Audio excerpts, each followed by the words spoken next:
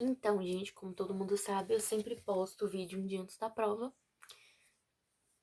porque eu não sei, mas eu só faço porque as minhas amigas pedem pra me explicar. Então, pra ficar mais fácil, eu posto. Eu vou falar um pouquinho sobre genética. A professora fez uma revisão no começo do ano sobre os RNAs. Eu não sei se vai cair na prova, mas eu posso explicar porque é rapidinho. São só 3 tipos de RNA: transportador, que ele leva os aminoácidos; o mensageiro, que ele traz o código, para os aminoácidos; e o RNA ribossômico, que ele faz as ligações peptídicas. Esses 3 RNAs, eles servem para fazer a síntese proteica. Foi só isso que ela falou sobre RNA, porque ela focou mais em genética. Então, eu vou falar um pouquinho sobre genética.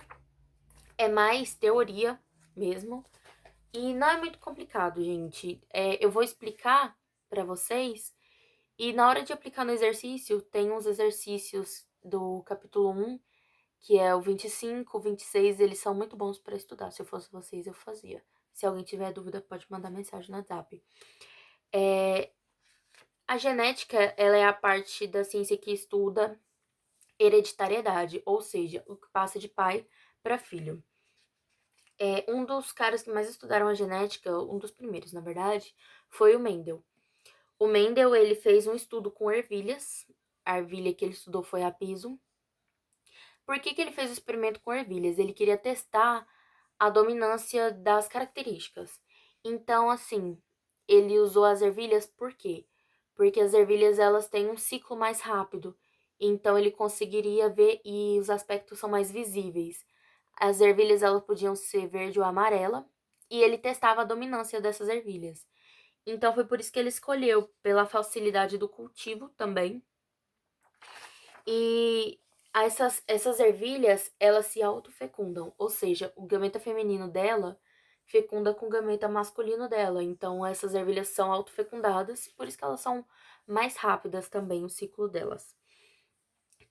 O Mendel, ele fala pra gente que tem 2 tipos de caráter que a gente vai estudar, que é o dominante e o recessivo.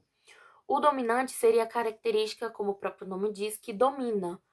E o recessivo é a característica que não se manifesta quando tem o dominante. Então, por exemplo, uma característica nossa, dominante e recessivo. Dominante seria o cabelo cacheado, o cabelo escuro, o olho escuro também. Caráter recessivo pra gente seria os mais difíceis. Mais difícil de você ver, por exemplo, olho verde, olho azul, cabelo loiro, isso são caráteres recessivos. Tem alguns nomes que a gente vai usar bastante, que é o genótipo. Os genótipos são a representação do gene mesmo, e ele utiliza a letra maiúscula para representar um genótipo. E o fenótipo é a manifestação do gene, ou seja, a característica, só que o fenótipo ele é visível pra gente. Fenótipo é o que eu consigo ver, por exemplo, o olho escuro, o cabelo. Já o gene é o que está dentro do DNA. Então, é mais difícil de você identificar. E o fenótipo você consegue ver a olho, então fica mais fácil de observar. A gente vai trabalhar com mais 2 termos, que eles são usados para alelos.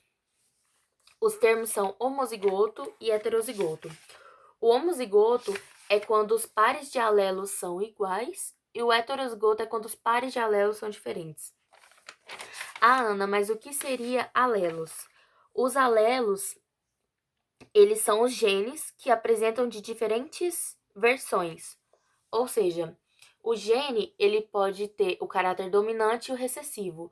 Quando eu tiver apenas caráter dominante ou apenas caráter recessivo, ele vai ser homozigoto, um alelo homozigoto.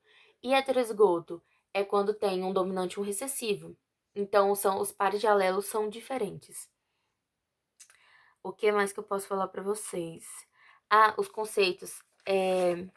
Esses são os principais conceitos que a gente vai usar para falar. O Mendel, ele fez uns estudos pra gente, o que ele deixou pra gente foi isso. Tem um cara que ele fez um quadro, chamado Punnett, alguma coisa assim, que é um quadro que a gente usa para ver a dominância. Eu desenhei aqui só para vocês terem uma noção.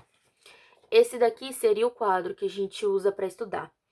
Os alelos, o que seriam os alelos? Eu coloquei aqui um alelo heterozigoto, ou seja, um caráter dominante e um recessivo. E de cá, eu só escolhi aleatoriamente, eu também coloquei um heterozigoto, que é um dominante e um recessivo. Aí, Ana, eu preciso usar esse quadro? Você que sabe. Se você quiser fazer direto, pode.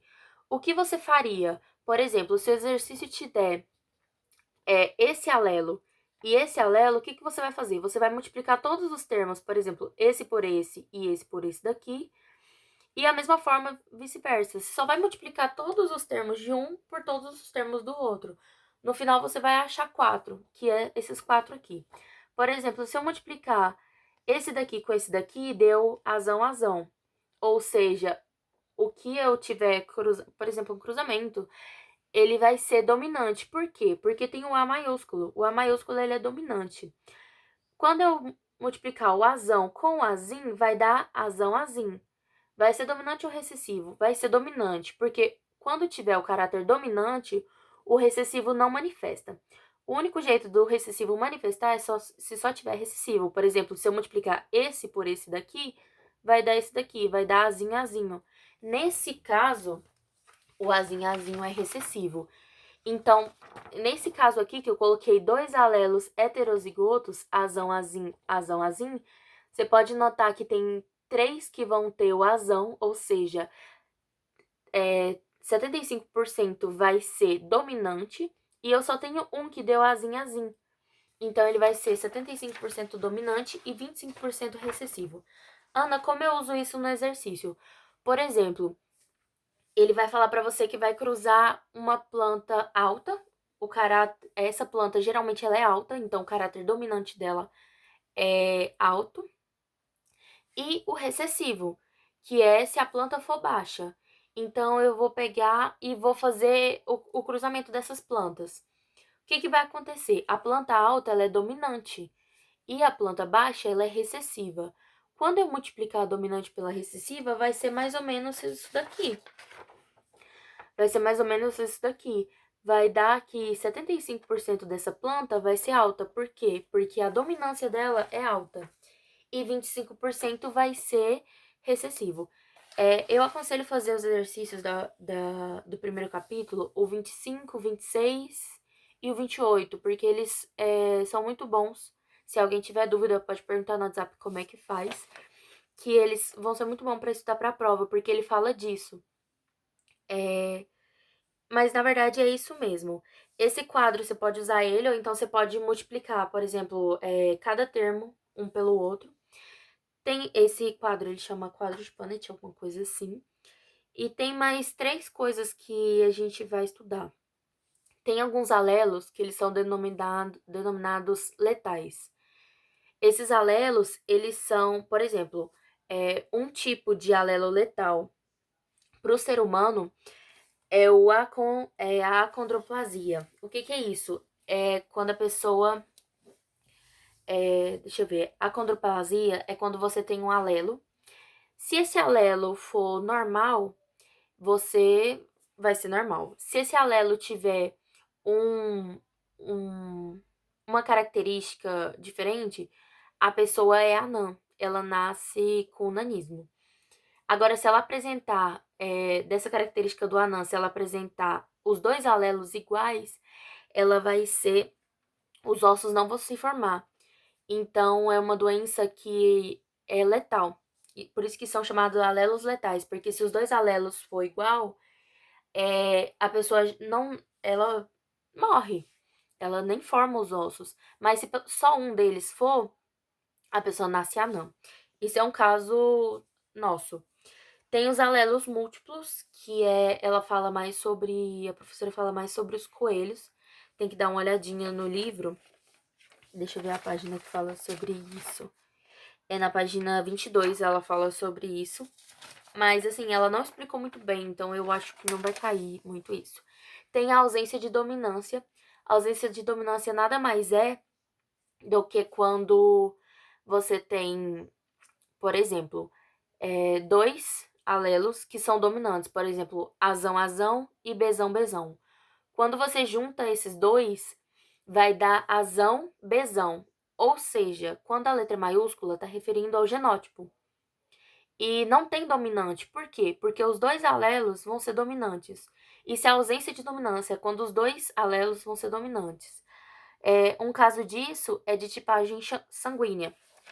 Por exemplo, aqui, não sei se vai dar pra ver. Isso. Por exemplo, tem azão. Não tá focando, mas vai ficar assim. Azão e bezão. Quando você multiplica os dois, vai dar azão e bezão. Ou seja, os dois são maiúsculos, então os dois são dominantes. Então não tem um dominante e outro dominante. Os dois alelos são dominantes. Isso a gente chama de ausência de dominância. E eu acho que é só isso. É só isso. Se alguém tiver uma dúvida, a gente pode me mandar mensagem no WhatsApp que eu ajudo vocês. Mas é só isso. Espero que eu tenha ajudado vocês. Se esquecer de alguma coisa, aí eu mando pra vocês, tá?